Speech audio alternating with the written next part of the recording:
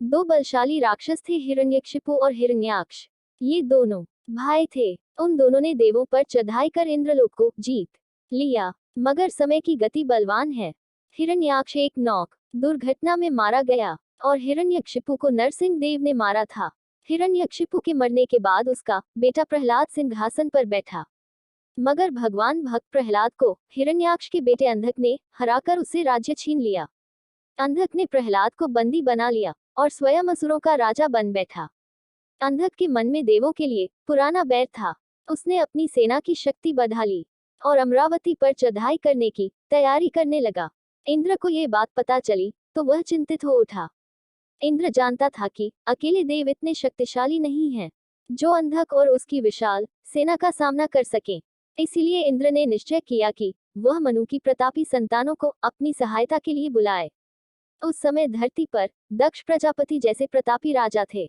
इंद्र ने नारद जी को बुलाया और कहा, नारद जी, तुम अश्विनी कुमार और दक्ष प्रजापति के पास जाओ। देवों पर विपत्ति के बादल घिरे हैं। उनसे कहो कि इस युद्ध में वह हमारी सहायता करें। प्रजापति दक्ष की राजधानी महान नदी सरस्वती के तट पर थी। नारद और उनके साथी वहां पहुंचे। शाम का समय था। उन्हें पता चला कि इस समय दक्ष अपनी बड़ी बेटी सती और पत्नी वीरिनी के साथ सरस्वती तट पर घूमने गए हैं। देवर्षि नारद ने सोचा, जरूरी काम है, महल में बैठकर प्रतीक्षा करने में विलंब हो जाएगा। इसीलिए वह दक्ष से मिलने नदी तट की ओर ही चल पड़े।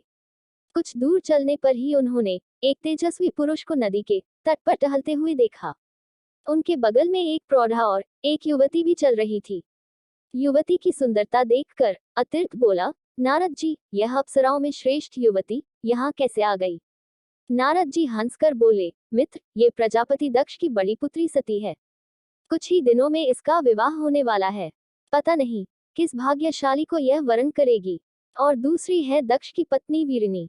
ये कहकर नारद जी आगे बढ़े और दक्ष के पीछे जाकर बोले, दक्ष प्रजापति, मैं नारद देवलोक से आया हूँ। दक्ष ने पूछा, कहो देवराज, इंद्र तो कुशल हैं, अमरावती के क्या हाल चाल हैं? नारद जी ने कहा, देवराज तो कुशल हैं, किंतु एक संकट इंद्रलोक पर मंडरा रहा है। इसी कारण मैं इंद्र का संदेश लेकर यहाँ आया हूँ। इसके बाद नारद जी ने अंधक के हमले के संभावित खतरे की बात बताते हुए कहा, देवता एक युद्ध में उससे हार चुके हैं। वह फिर आगे बढ़ता चला आ रहा है। दक्ष बोले, इंद्र की सहायता करना मेरा सौभाग्य होगा। मैं सेना सहित जरूर जाऊंगा। दक्ष ही आशा थे जो मान गए। फिर नारद जी ने कहा, हमने धरती के दूसरे राजाओं को भी बुलवाया है। आपकी नजरों में ऐसा कौन है जिसकी सहायता हमारे लिए जरूरी है? दक्ष ने कहा, एक विलक्षण व्यक्ति है जिसका प्रभाव जनजातियों पर बहुत है। वह शिव के नाम से जाने जाते हैं। सब मनुष्य उन्हें देवाधिदेव मानकर पूजते हैं। तप, बुद्धि और योग में उनसे बका कोई नहीं। यदि वह इंद्र की सहायता करने को तैयार हो जाए तो देवों की निश्चय विजय होगी। मुझे विश्वास है कि नारद ये कार्य अवश्य कर पाएंगे। अतिर्थ ने कहा। दक्ष ने मुस्कुराकर कहा, मैं नारद जी के गुण से भली भांति परिचित हूँ, पर तुम शिव को नहीं जानते। वह प्रकांड पंडित हैं। वह महान शिल्पी भी हैं। उन्हें अनेक सिद्धियां प्राप्त हैं। उनकी नगरी काशी इस धरती की अनुपम नगरी है। असुर, नाग, यक्ष और गंधर्व उनकी पूजा करते हैं। दक्ष की बात का सभी पर प्रभाव पड़ा। सती ने पूछा, पिताजी, अगर ऐसा व्यक्ति हमारी सहायता करे तो विजय निश्चित ही है। नारद जी ने शंका प्रकट की, मैंने शिव का नाम सुना है, मगर वह तो असुरों के पक्षपाती हैं। नहीं, ऐसा नहीं है। शिव देव और असुरों से अलग हैं। देव उनसे घबराते हैं, इसीलिए उनसे अलग रहते हैं, मगर असुर बड़े चतुर हैं। असुर उनकी शरण में जाकर उनसे वरदान पाते रहते हैं। इसी से वे बलशाली बने हैं। दक्ष ने कहा। सती ने फिर पूछा, देवों ने उन्हें प्रसन्न क्यों नहीं किया? ये सुनकर दक्ष गंभीर हो गए। बोले, देव अहंकार में डूबे रहे। मगर यह सत्य है कि यदि शिव प्रसन्न हो गए तो देवासुर संग्राम हमेशा के लिए समाप्त हो जाएगा। दक्ष को ये पता नहीं था कि उनकी बात का सती पर क्या प्रभाव पड़ रहा है। वास्तव में शिव की महानता सुनकर सती अनजाने में शिव की ओर आकर्षित हो रही थी। नारद जी ने दक्ष से कहा, प्रजापति, मैं पूरा प्रयत्न करूंगा कि शिव को देवों की ओर कर सकूं। मगर ये बताओ कि शिव कहाँ मिलेंगे? क्या हम काशी जाएं? दक्ष ने कहा, तुम काशी की ओर जाओ, क्या पता रास्ते में ही शिव मिल जाएं। लोगों का यही कहना है कि शिव को मन में याद करो तो वह मिल जाते हैं। देवर्षि नारद ने अपने साथियों के साथ काशी की ओर प्रस्थान कर दिया। आगे एक घना जंगल था। सहसा एक जगह बहुत से स्त्री पुरुषों ने उन्हें घेर लिया। उनके हाथों में तेज धार वाले हथियार थे। दक्ष ने अपना एक सेवक रास्ता दिखाने के लिए उनके साथ भेजा था। उसका नाम करथ था। करथ ने उन लोगों से उन्हीं की भाषा में कहा, हम आपके मित्र हैं। हम महान योगीराज शिव के भक्त हैं। उनसे मिलने जा रहे हैं। शिव का नाम सुनते ही उन लोगों ने अपने हथियार नीचे कर लिए। फिर उनके मुखिया ने पूछा, तुम लोग शिव के पास क्यों जा रहे हो?